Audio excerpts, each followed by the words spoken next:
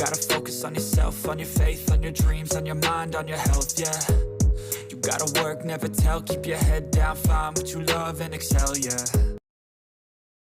Apa tuh? Emang kenapa sih ceritanya gimana Apa? bang? Ceritanya gimana? Ya gue nyariin Dona aja, nggak ketemu udah itu aja. Kemana kak Dona? Ya, tapi kan udah ketemu. Iya. Terus gimana sih? Ditemuinnya di mana tuh kak? Apa strategi marketing nih? Perlu banget diceritain. Iya. Nah lagi ada campaign aja sama dia. Sedikit mungkin cerita kemarin tentang jalan-jalan nih, sempat ke Swiss kan? Gimana pengalaman kak Darius? Ya selalu menyenangkan ya, apalagi udah hampir 2 tahun nggak jalan-jalan ke luar negeri sama anak-anak gitu kan. Terakhir kan September di masa pandemi ya, September kemarin cuma bertiga sama Dona sama Leo karena memang harus nganter Leo berangkat sekolah. Sebelumnya benar-benar sebelum pandemi itu 2019 Desember. Jadi pengalaman yang seru lagi, dan kebetulan juga ketemu sama beberapa teman di sana, ada Ringo, ada Dimas, ada Tara Budiman juga yang kita sempat hangout bareng, jalan bareng. Ya seru, menyenangkan bisa berkumpul lagi berlima karena 3 bulan Leo harus sekolah dan terpisah dari kita. Berapa lama tuh mas kemarin? Kemarin sama perjalanan 16 hari ya, 16 hari. Kemana aja mas? Kita cuma di 2 negara. Kita pertamanya ke Prancis karena Leo di sana, terus ya di Paris aja sebenarnya stay. Kemudian Sabrina juga minta ke Disneyland karena terakhir dia ke sana itu masih umur 3 tahun, jadi mungkin memorinya sebagian ada sebagian enggak gitu kan. Umur 3 tahun, jadi dia request boleh nggak, terus ya udah kita pikir ayo gitu. Habis itu kita ke Swiss, lebih explore ke sisi selatan dan tengahnya Swiss ya. Katanya kan Leo sendiri nih sekolah sepak bola nih di Prancis ya kayaknya. Nah itu alasan sendiri kak Darius menyekolahkan anak jauh-jauh ke sana tuh kenapa sih kak? Pertama karena memang anaknya punya cita-cita dan punya keinginan yang besar banget untuk jadi pemain sepak bola.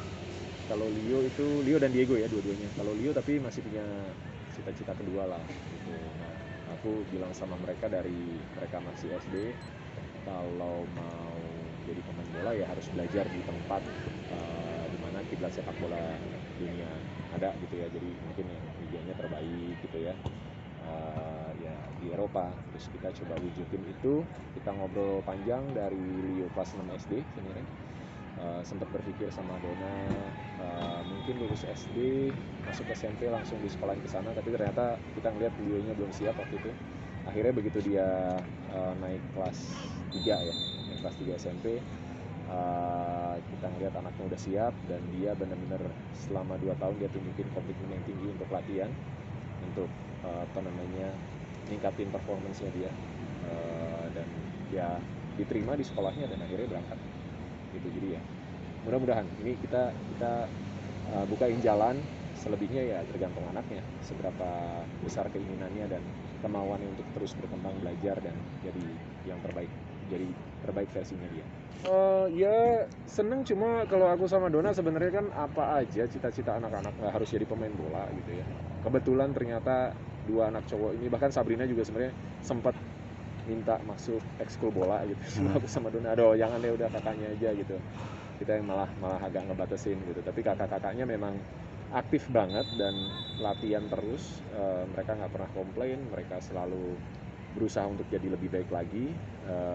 Mereka berusaha untuk punya komitmen yang besar sebagai atlet profesional, bukan cuma sebagai pemain bola buat hobi doang gitu ya. Jadi kita ngelihat itu dan akhirnya kita mencoba untuk kasih akses terbaik yang bisa kita kasih ke anak-anak. Di mana di sana? Dia di Prancis, di kotanya namanya Evian. Jadi ada akademi yang memang ada international schoolnya ya. Jadi secara akademik tetap berlanjut, tetap belajar. Bahkan kalau nilainya jelek mereka nggak boleh latihan dulu. Dan akademi ini juga kerjasama dengan beberapa klub Eropa. Jadi ada banyak proses sparring, scouting dan lain-lain gitu. Jadi kita pikir untuk masuk karena jarak, karena mungkin gap juga gitu ya. Jadi kita pikir ini step yang bagus buat Leo untuk masuk ke sepak bola Eropa. Ya mudah-mudahan, kita nggak pernah tahu ujungnya di mana. Karena balik lagi kita, apalagi tahun pertama penyesuaian, adaptasi segala macam. Aku selalu bilang sama Leo, Papa nggak pengen bebanin kamu dengan apapun, nggak nargetin apapun. Tahun pertama kamu cukup untuk belajar beradaptasi dengan situasi baru, dengan teman baru, metode latihan yang baru, dengan beratnya kamu harus pisah dari keluarga. Adaptasi aja, kamu survive, itu papa udah jauh dari puas, dari senang, dari bangga gitu. Dan kemarin 3 bulan dia buktiin dia nggak nangis, dia ya mungkin ada momen sedihnya tapi dia simpen, ngobrolnya sama kita enak gitu ya, lebih ke diskusi gitu kan. Terus dia nggak minta pulang, walaupun setelah 3 bulan mungkin motivasinya sedikit berkurang, tapi setelah ngobrol dia akhirnya muncul lagi motivasinya, dia balik lagi, ya Pak aku ngerti aku harus ngapain sekarang gitu. Jadi ya itu, kita nggak pengen ngasih pressure yang besar buat dia, biar dia nikmatin prosesnya semua. Sempat ada rasa khawatir itu Iya. lepas anak masih Pasti. usia dini gitu, jauh lagi. Pasti khawatir, dan kita coba siapin semaksimal mungkin supaya anaknya bisa lebih nyaman dalam proses adaptasinya dia. Ada banyak tahapan yang kita lewatin sama-sama, bukan cuma Leo aja kita lepas, tapi kita juga sebagai orang tua juga terlibat di dalamnya, dan kita pantau terus. Proses komunikasi juga coba kita jaga, kita nggak pengen terus komunikasi jadi satu keharusan ya, kalau pengen ngobrol, pengen telepon, pengen say hi anytime gitu kan, tapi nggak jadi keharusan harus dijadwalin atau gimana, enggak.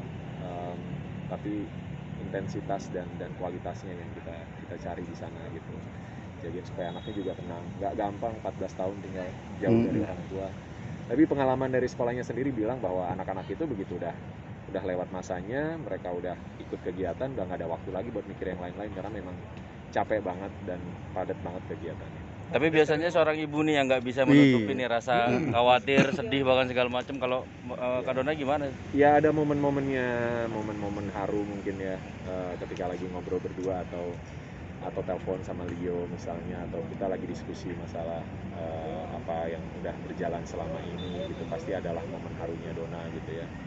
Apalagi Dona orang yang sangat-sangat sensitif gitu, dan ya jadi tugas kita untuk saling menguatkan dan jadi apa ya, sandaran. Cuma sejauh ini selalu positif.